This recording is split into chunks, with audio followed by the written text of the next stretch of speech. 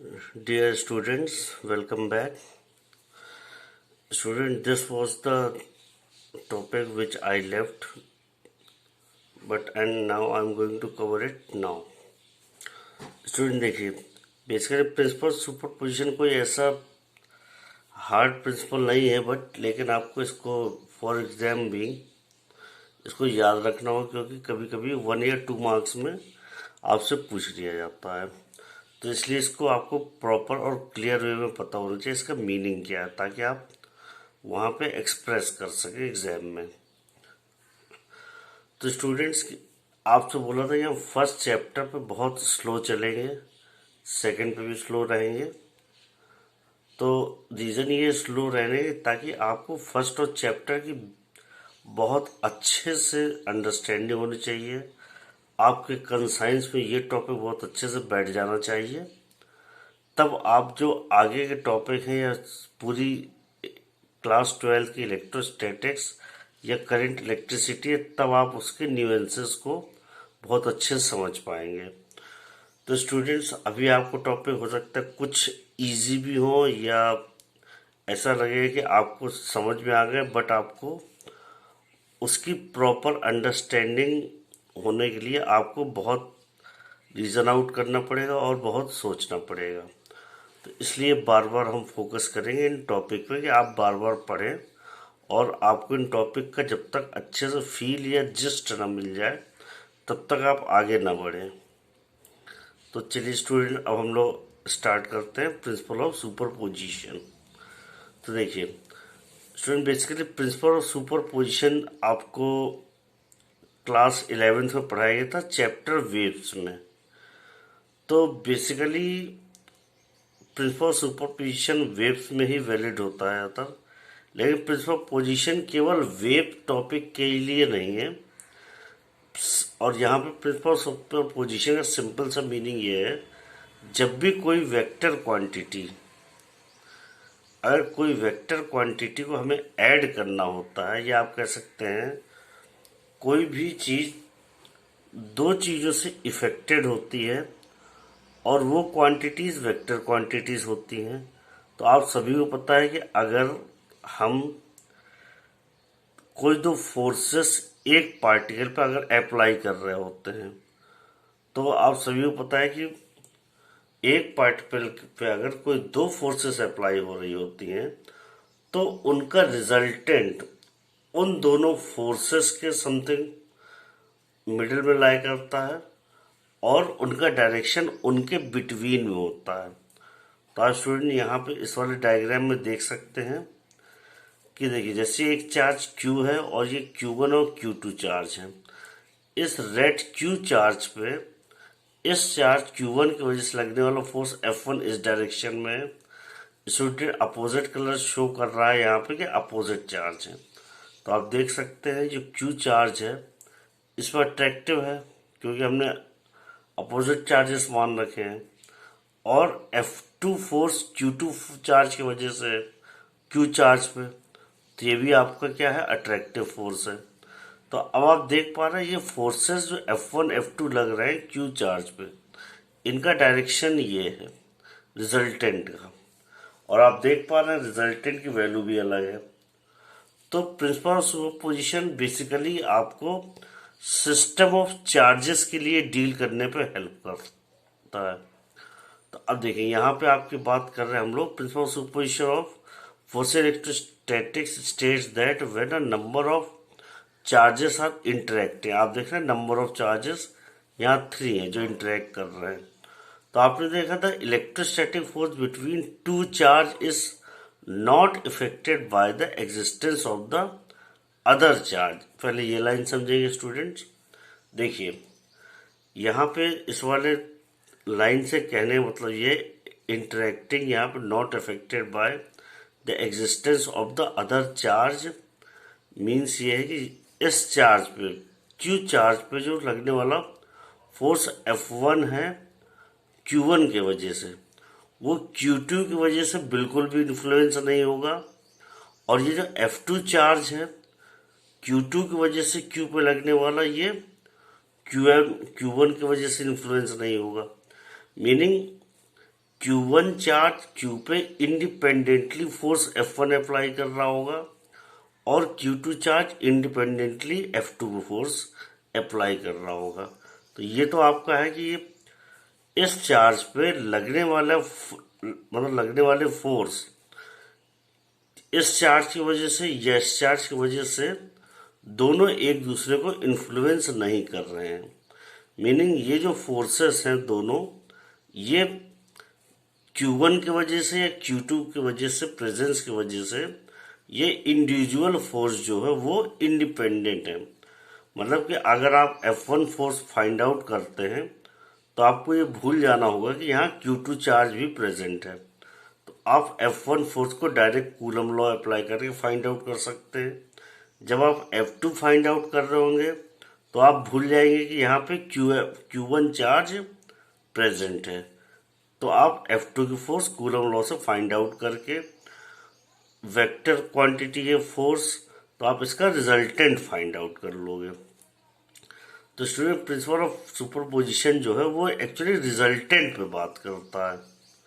तो अब देखिए यहाँ पे आपने देखा, and the total electrostatic force on a charge is the vector sum of all the forces due to other charges. Meaning Q charge पे जो फोर्स लग रही है, रिजल्टेंट फोर्स, मतलब Q चार्ज जो फाइनली जो टोटल फोर्स एक्सपीरियंस करेगा, वो जो फोर्स होगी वो F1 फोर्स Q1 चार्ज की वजह से, F2 फोर्स Q2 चार्ज की वजह से, इनका वेक्टर सम होगा of all the forces due to other charge. मतलब Q चार्ज पे लगने वाला जो फोर्स होगा, रिजल्टेंट फोर्स, वो Q1 चार्ज की वजह से लगने वाला फोर्स Q2 चार्ज की वजह से लगने वाले फोर्स का रिजल्टेंट होगा।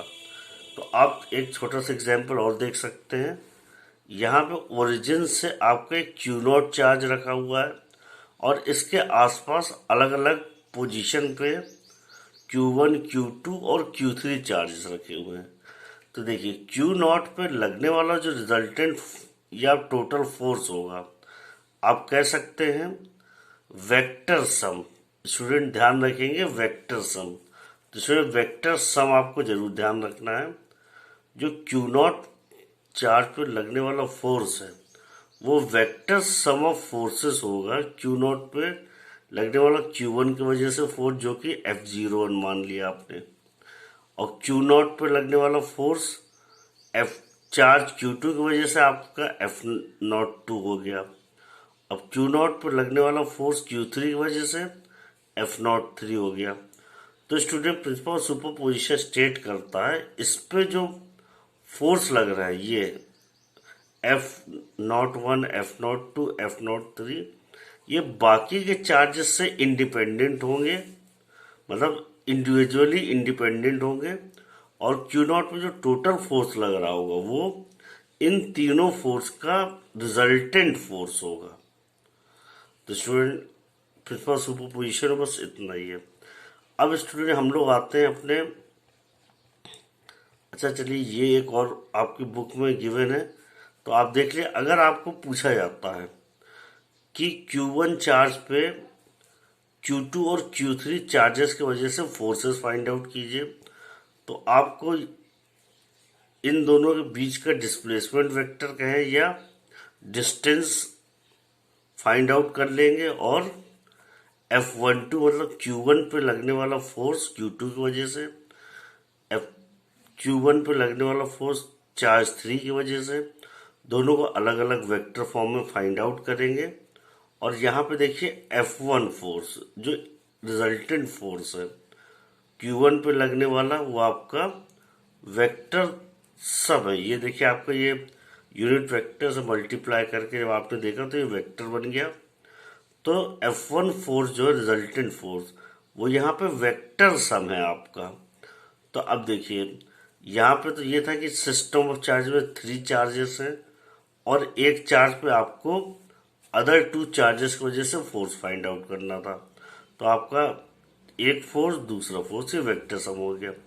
इफ सपोज कीजिए there are number of charges या n चार्जेस, तो आपका एक किसी चार्ज पे बाकी चार्ज की वजह से इंडिविजुअली जो फोर्स लग रहा होगा उनका वेक्टर सम करना होगा आपको स्टूडेंट्स। तो आपको ये बेसिकली बुक में गिवन, आपको फॉर्मूला बन के आता है।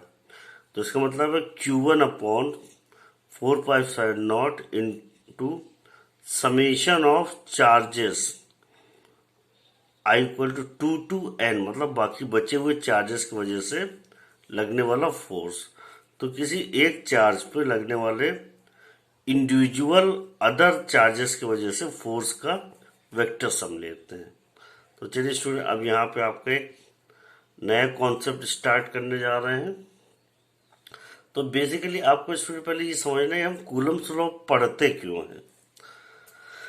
तो स्टूडेंट बेसिकली कूलम्स लॉ कोई ऐसा इम्पोर्टेंट लॉ नहीं है कि आपको इसके बारे में बहुत ज़्यादा डिटेल में रिसर्च करनी है, लेकिन आपको सिर्फ स्टूडेंट यहाँ पे इतना जानना बहुत ज़्यादा ज़रूरी है कि कूलम लॉ आपको स्पेसिफाई करता है कि जो चार्ज है, देखिए स्टूडेंट, कूलम लॉ यहाँ पे आपको सिग्निफाई करता है कि जो हम ये लॉ ऑफ इलेक्ट्रोस्टैटिक्स पढ़ रहे हैं ये इनवर्स स्क्वायर लॉ है।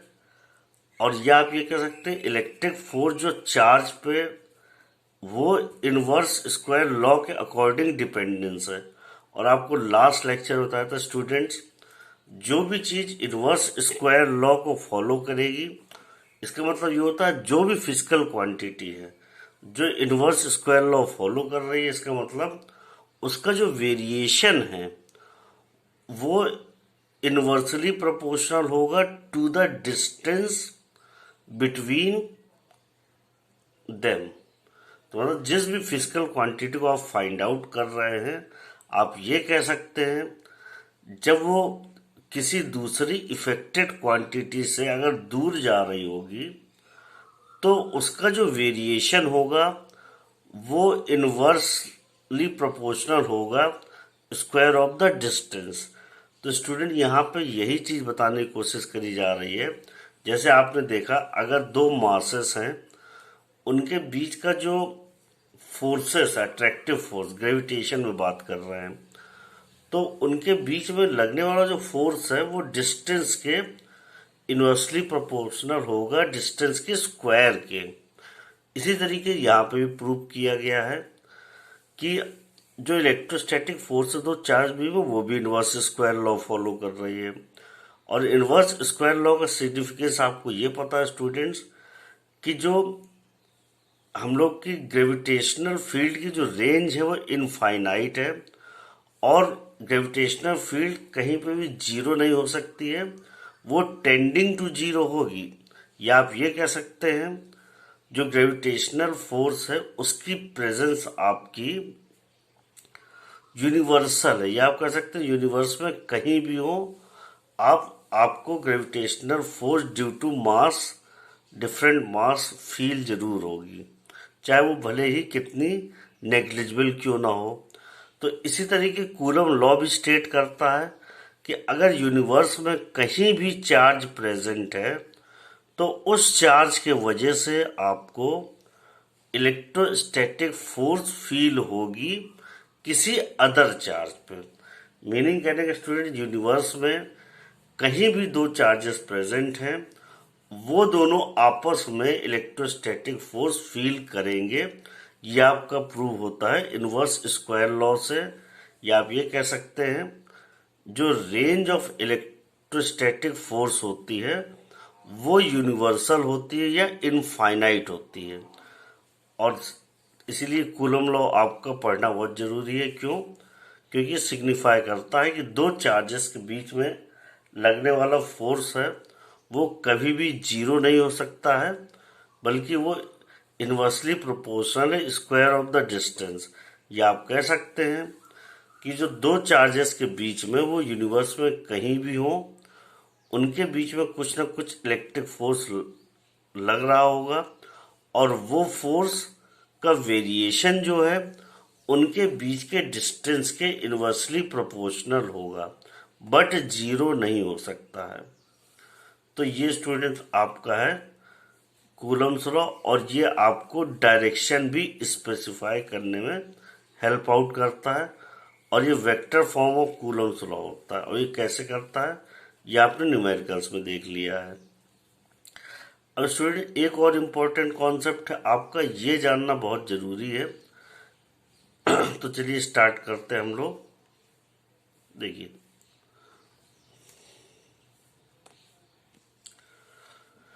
चलिए स्टूडेंट, देखिए इलेक्ट्रिक फील्ड का जो कॉन्सेप्ट रीजन अभी स्टूडेंट आपको फर्स्ट अटेम्प्ट में नहीं समझ, जैसे जैसे आप आगे चैप्टर में बढ़े आपको समझ में आ जाएगा। बट आपको फॉर टाइम बिंग समझना है कि इलेक्ट्रिक फील्ड जो होता है आप एक तरीके समझ सकते हैं, कोई चार्ज अगर यूनिवर्स में प्रेजेंट है तो वो आपका दूसरे चार्ज पे विदाउट कांटेक्ट फोर्स कैसे अप्लाई करता है, ये आपको समझने के लिए इलेक्ट्रिक फील्ड का कॉन्सेप्ट आपको समझना बहुत जरूरी है। क्यों? क्योंकि एक प्रिंसिपल है आपका प्रिंसिपल ऑफ लोकेलिटी, वो फॉलो होना बहुत जरूरी है। तो वो आपका नेक्स्ट लेक्चर में बताया जाएगा प्रिंसिपल ऑफ लोकेलिटी क्या है। बट टाइमिंग आपको इलेक्ट्रिक फील्ड की डेफिनीशन और उसके बारे में जानने की जरूरत है।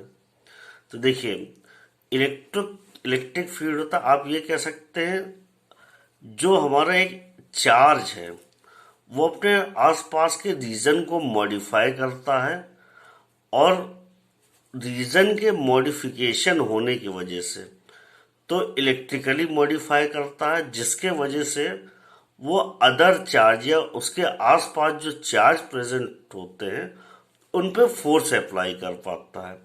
मतलब कोई डायरेक्ट कांटेक्ट ना होते हुए कैसे फोर्स अप्लाई करता है, कोई एक चार्ज दूसरे चार्ज पे, वो आप कह सकते हैं वो अपने आसपास इलेक्ट्रिक फील्ड को मॉडिफाई करता है या फील्ड को इलेक्ट्रिकली मॉडिफाई करता है और अपने आसपास के चार्जेस पे फोर्स अप्लाई कर पाता है। तो इसीलिए हम लोग बात करते हैं जो चार्जेस हैं वो अपने आसपास इलेक्ट्रिक फील्ड क्रिएट करते हैं, मीनिंग अपने आसपास की फील्ड को इस तरह से मॉडिफाई करते हैं कि वो दूसरा कोई चार्ज अगर उनकी फील्ड में आता है तो उस पर फोर्स अप्लाई कर पाते हैं। तो इसमें आप यहाँ पढ़ेंगे, देखिए अ रीजन अराउंड, मतलब एक चार्ज कोई रखा हुआ है, जैसे यहाँ पे देखिए यहाँ अलग अलग चार्ज रखे हुए हैं। यह कैसा चार्ज है आपको इससे पता चलता। सपोज कि यहाँ पे एक चार्ज रखा है, उसके बारे में आपको नहीं पता है वो कितना चार्ज, लेकिन वो ये शो करता है उसने अपने आसपास कैसा इफेक्ट जनरेट कर रखा है, तो जिसके वजह से वो किसी अदर चार्ज में फोर्स अप्लाई कर पाता है। तो आप देख पा रहे हैं a region around a charge particle object within which a force would be exerted on other charged particle और object। डेफिनेशन को एक बार आप लोग लर्न कर लेंगे और समझ लेंगे कि इलेक्ट्रिक फील्ड हम चार्ज के आसपास के रीजन को कहते हैं, जो चार्ज और ऑब्जेक्ट, या आप कह सकते हैं एक चार्ज के आसपास का रीजन जो उसने मॉडिफाई किया होता है जिससे कि वो अपने आसपास आने वाले अदर चार्ज पे फोर्स अप्लाई कर पाता है। तो ये देखिए यहाँ पे a region around a charge particle और object within which a force would be exerted on other charge particle और ऑब्जेक्ट, मतलब कि अपने आसपास जो फील्ड उसने मॉडिफाई करी है उसको वो चार्ज कैसे अदर चार्ज को फोर्स एक्सर्ट कर पाता है, क्योंकि आपको प्रिंसिपल ऑफ लोकेलिटी सेटिस्फाई करना होता है। और आप देखते हैं यहाँ पे चार्ज टच में है नहीं है, या आप कह सकते हैं एक दूसरे के लोकल नहीं है, लोकल नहीं मतलब सेम पॉइंट में नहीं है। और प्रिंसिपल ऑफ लोकेलिटी आप कह सकते हैं किसी भी दो पार्टिकल को एक दूसरे के ऊपर फोर्स एक्सर्ट करने के लिए उनका कांटेक्ट में आना बहुत जरूरी है। और यहाँ विदाउट कांटेक्ट अगर फोर्स एक्सर्ट हो रहा है तो कुछ ना कुछ ऐसा हो वो चार्ज कर रहा होगा जिससे कि उस रीजन में जहाँ पे दूसरा चार्ज है वहाँ पे कोई ना कोई ऐसा लोकल इफेक्ट जनरेट हो रहा होगा जिसके वजह से ये चार्ज किसी दूसरे चार्ज, सपोज कि यहाँ है, उस पर फोर्स एक्सर्ट कर पाएगा। तो स्टूडेंट्स, आई होप कि अब आपको इलेक्ट्रिक फील्ड कुछ क्लियर हुआ होगा। तो अब देखिए, अब यहाँ पे क्या है, ये आप ऐसे ही पढ़ सकते हैं कि जैसे क्या होता है कि सपोज कीजिए आपके आसपास यहाँ अभी कोई चार्ज नहीं है और यहाँ पे इलेक्ट्रिक फील्ड इस तरीके की मॉडिफाइड है, आप कह सकते हैं कोई ना कोई चार्ज प्रेजेंट होगा तभी ये इलेक्ट्रिक फील्ड होगी। अब अब मान लीजिए यहाँ पे जो इलेक्ट्रिक फील्ड ये किसी चार्ज की वजह से जनरेट हो रही है। अब आपको ये आइडिया लगाना है कि यहाँ पे कितना चार्ज होगा। तो आप क्या करेंगे, एक चार्ज आसपास के रीजन में लेके आएंगे और वो चार्ज पे जो फोर्स लग रहा होगा आप उस चार्ज की हेल्प से फाइंड आउट कर सकते हैं कि इस रीजन में फोर्स इतना लग रहा है। तो इस चार्ज पे कौन सा ऐसा चार्ज है जो उसकी या उसकी क्या वैल्यू है जो आपके द्वारा लाया गया यहाँ पे चार्ज पे फोर्स एक्सर्ट कर पा रहा है। या आप कह सकते हैं इलेक्ट्रिक फील्ड के रीजन में या इलेक्ट्रिक फील्ड में कोई अदर चार्ज पे जो फोर्स एक्सर्ट हो रहा होता है वो आप पता कर पाते हैं कि वो किस चार्ज की वजह से है। तो वो आपका कॉन्सेप्ट ऑफ इलेक्ट्रिक फील्ड के से आप समझ पाते हैं। तो स्टूडेंट, आपको ये चीज ध्यान देने की जरूरत है, यहाँ पे जो इलेक्ट्रिक फील्ड है वो इम्पोर्टेंट टूल है understanding how electricity begins and continues to flow. मतलब इलेक्ट्रिक फील्ड आपको आइडिया देती है कि इलेक्ट्रिसिटी जो है वो कैसे स्टार्ट होती है और कैसे फ्लो होती है। क्यों? क्योंकि आपको पता है इलेक्ट्रिक फील्ड या इलेक्ट्रिसिटी आपको पता है कि higher potential lower potential flow होती है, लेकिन वो पोटेंशियल क्रिएट कैसे होता है इसका आइडिया जानने के लिए आपको इलेक्ट्रिक फील्ड के बारे में बहुत ज़्यादा डिटेल में नॉलेज होनी चाहिए। Without knowledge of electric field you can't be good at electricity. तो स्टूडेंट, आप देख पा रहे हैं यहाँ पे बार बार बोला जा रहा है कि इलेक्ट्रिक फील्ड रिक्वायर्ड है कि हमारी जो इलेक्ट्रिसिटी है वो कैसे जनरेट होती है, कैसे बनती है, उसके बारे में इलेक्ट्रिक फील्ड ही आइडिया दे सकती है। तो स्टूडेंट, और आपको ये पता है electric field of a single charge कैसी होगी, नेगेटिव चार्ज कैसी होगी, वो आपको इलेक्ट्रिक फील्ड में पता करना होगा। तो आप देखिए यहाँ पे नेगेटिव चार्ज इलेक्ट्रिक फील्ड होती है, उसका इनवर्ट डायरेक्शन है, ये देखिए। और पॉजिटिव चार्ज है आउटवर्ड डायरेक्शन। तो इसका मतलब है positive charge has outward electric field pushing away like charges, और जो नेगेटिव चार्ज है उसकी इनवर्ड इलेक्ट्रिक फील्ड होती है। तो स्टूडेंट, इस लेक्चर में सिर्फ आपको इलेक्ट्रिसिटी के बारे में, इलेक्ट्रिक फील्ड के बारे में जानना था, और आपको सिर्फ इतना जानना है इलेक्ट्रिक फील्ड में कि जो चार्ज होता है वो अपने आसपास फील्ड को मॉडिफाई करता है, और उस मॉडिफिकेशन से ये होता है कि उस फील्ड के वजह से प्रिंसिपल ऑफ लोकेलिटी को सेटिस्फाई करते हुए वो चार्ज अदर चार्ज पे विदाउट कांटेक्ट फोर्स कैसे एक्सर्ट करता है, ये आपको इलेक्ट्रिक फील्ड कॉन्सेप्ट से समझ में आता है। तो स्टूडेंट्स, आप इलेक्ट्रिक फील्ड कॉन्सेप्ट को तब तक पढ़ेंगे जब तक आपको एक क्लियर आइडिया आपके माइंड में नहीं बैठ जाता है, बिकॉज इलेक्ट्रिक फील्ड कॉन्सेप्ट ही आपको